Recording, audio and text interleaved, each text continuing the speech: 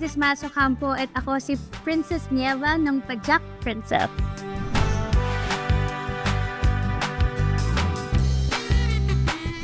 So, si Princess Nieva, siya yung magiging sunshine ng Barangay 5. Kumbaga, lahat ng tao doon kilala siya, lahat ng tao inuutusan siya. So, si Princess, isa siyang maalagang kapatid sa mga kapatid niya at masunuring ina, mabait na anak sa kanyang mga magulang. Kumbaga, lahat ng tao gusto niyang tulungan. Pero once na naagrabyado yung mga taong mahal niya, lalaban at lalaban si Princess. Ang dapat din nakabangan kung ano ba ang magiging buhay ni Princess at ang mga tao sa Barangay 5. So sana samahan niyo kami kasabay ng pajak ng buhay. Taray!